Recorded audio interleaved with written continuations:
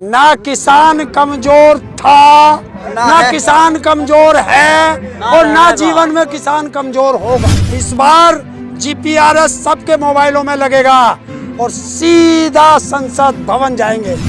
हमसे सिर्फ दो आदमी परेशान हैं, या तो बीजेपी परेशान है या आरएसएस परेशान है, बाकी सारा देश का नागरिक हमारे साथ है। किसान 3 कानून को लेकर कंफ्यूज नहीं है। पहली बार किसान सरकार की चाल को समझा है। कंफ्यूज सरकार है कि इन नालायकों को वोट मत देना, चाहे वोट समुद्र में डाल देना। सरकार के कितना बड़ा दर्द है कि हमने अभी यही कहा है कि हम बंगाल जाएंगे किसानों को समझाने, और सरकार के दस्त लग गए। और जिस दिन हम बंगाल पहुंच गए तो ये आईसीयू में चले जाएंगे। बंगाल में जाके ममता बनर्जी को जिताना चाह रहे हैं, क्या करना? किसने कहा तेरे से हमने ममता बनर्जी का नाम लिया? हमने कहा है कि इन नालायकों को वोट मत देना, चाहे वोट समुद्र में डाल देना। जो खड़ा होगा उसे ही तो वोट देंगे समुद्र में। तो वो उनका काम है, उन्हें अच्छा जो लगेगा, पर इन्हें नहीं देंगे। इनको बताएंगे कि इनको हमने वोट दी थी, हमें सड़क पे ला दिया, तो मैं तो समुद्र में फेंक देंगे। तो वोट नहीं देंगे तो लोकतंत्र कैसे बचेगा? लोकतंत्र है कहाँ? कहाँ है लोकतंत्र? 7 साल से तो कह रहे थे लोकतंत्र है यहाँ पे। कौन कह रहा था? आपने वोट दी। तुझे कब बताया क्या? सारा काम तू उल्टे मत बोल, सही सही बोल। रिपोर्टर नरेश टिकैत जी ने कहा है कि हमने इनको 2014 से पहले साथ दिया था, वो हमारी गलती थी। हाँ। साथ तो दिया था। हाँ, तो गलती मान ली ना, तो वही गलती बताने जाएंगे। नरेश टिकैत जी ने, राकेश टिकैत जी ने कहा ना कि 2014 से पहले हम इनके साथ थे, हमने इन्हें वोट दिया। और आप देखिए उस नेता को जिसके पीछे देश का किसान है, इन्होंने उसको धोखा दिया, तो हमारी तो औकात क्या है? राकेश टिकैत जी ने कहा था कि जब सरकार हमारी बात नहीं मानेगी तो अपने खेत जोत देंगे, लेकिन किसानों ने तो वो खेत जला देंगे, उन्होंने तो जोत ही डाले थे। वो कंफ्यूज हो गए। उन्होंने कहा जला देंगे, जलाने के लिए नहीं कहा जला दो। तो किसान थोड़ा कंफ्यूज हो गया था, उनको रोक दिया गया है। किसानी कंफ्यूज क्यों हो रहा है हर जगह? किसानी कंफ्यूज क्यों हो जाता है हर जगह? क्यों भाई? हमारी मर्जी, खेती हमारी, ट्रैक्टर हमारा, फसल हमारी, हम जोतते हैं बोवे, मर्जी हमारी। 3 कानून को लेके भी कंफ्यूज है किसान। है? किसान 3 कानून को लेकर कंफ्यूज नहीं है। पहली बार किसान सरकार की चाल को समझा है। कंफ्यूज सरकार है, ये उसे बता देना। सरकार कंफ्यूज कहाँ है? वो तो अपने चुनाव में बिजी है, आप कंफ्यूज कहाँ कह रहे? तो किसान भी अपने आंदोलन में बिजी है, किसान कंफ्यूज कहाँ? आराम से आंदोलन कर रहा, आराम से अपनी खेती कर रहा, किसान को क्या परेशानी है? जी, हिंदुस्तान ने एक न्यूज छापा है कि अब टिकट का टाइम खत्म हो गया, अब टिकरी बॉर्डर पे किसानों पे लठ चलेगा। चलवा दे, चलवा दे।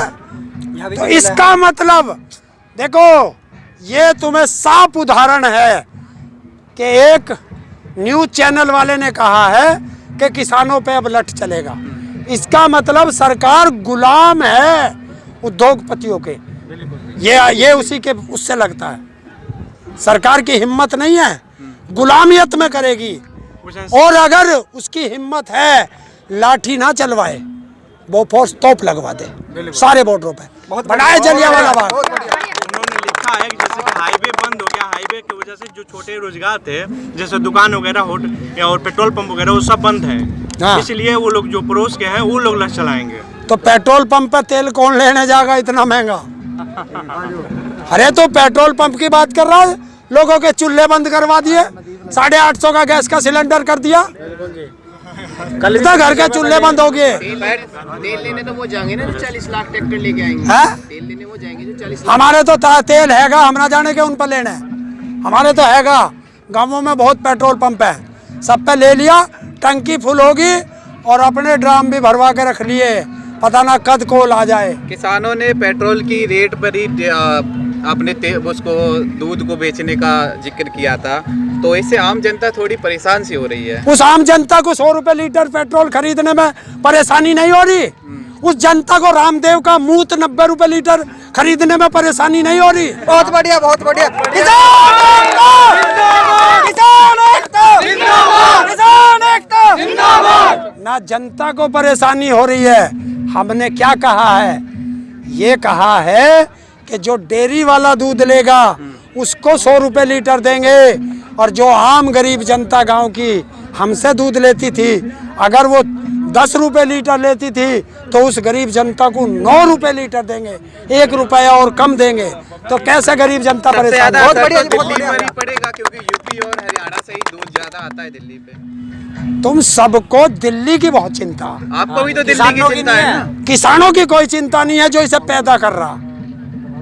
उनसे पूछ के आओ, दिल्ली वाला कोई आम जनता, दिल्ली की कोई जनता हमसे परेशान नहीं है। क्यों? कि हम उनकी भी लड़ाई लड़ रहे हैं। उनके लिए गेहूं का आटा जब 200 रुपये किलो हो जाएगा, पूछ के आओ खा लेंगे क्या? हमें उन्हें भूख से भी बचाना है। हमसे सिर्फ 2 आदमी परेशान हैं, या तो बीजेपी परेशान है या आरएसएस परेशान है, बाकी सारा देश का नागरिक हमारे साथ है। आप भूख से बचाने की बात कर रहे हैं, लेकिन आप तो खड़ी फसल पे ट्रैक्टर चला रहे हैं। अरे अभी तो बताया ना, कंफ्यूज में थोड़ा बहुत चल गया, कोई बात नहीं। कहीं ऐसा ना हो जाए 40 लाख ट्रैक्टर लेके जा रहे हैं, वहाँ कंफ्यूजन हो जाए आपको। वहाँ कोई कंफ्यूजन नहीं है। इस बार जीपीआरएस सबके मोबाइलों में लगेगा और सीधा संसद भवन जाएंगे। कुछ ऐसी घटना हो जाए तो इसका जिम्मेदार कौन? सरकार, कानून व्यवस्था का काम देखना सरकार का है, और अगर सरकार कानून व्यवस्था नहीं देख सकती तो इस्तीफा दे सीधा। अब 3 महीने से बैठे हैं, क्या असर पड़ा है सरकार पे? तो कुछ ऐसा और हम नहीं है। 3 महीने से बैठे, हमारे पे क्या असर पड़ा? बैठे हैं हम। हमारे पे क्या पड़ा? बताओ थोड़े से किसान कमजोर भी तो हो रहे हैं। कहाँ कमजोर है? ना किसान कमजोर था, ना किसान कमजोर है, और ना जीवन में किसान कमजोर होगा। योगी आदित्यनाथ बोल रहे हैं कि हम पश्चिम बंगाल में फुल बहुमत के साथ आ रहे हैं, तो क्या पश्चिम बंगाल के किसानों को आप समझाएंगे? इन सब से पूछ के आओ कि इनके पास कैसे पता बहुमत से आ रहे। इसका मतलब फिर सर्वे वो कराया उन्होंने, सर्वे कराया। सर्वे पंजाब में भी करा लेते, हाँ, पंजाब में ना कराया था सर्वे? बताओ, सर्वे इन्होंने जब ना कराया था कि किसान आंदोलन करने आ रहे, जब इन्होंने सर्वे ना सर्वे कराया। ज्यादातर मुख्यमंत्री जहाँ बनाए जाते हैं वहाँ करती है सरकार, है बीजेपी कर रही है। अच्छा, तो पहले यो बताओ उनको, योगी आदित्यनाथ जी, आप पहले चुनाव तो लड़ लो।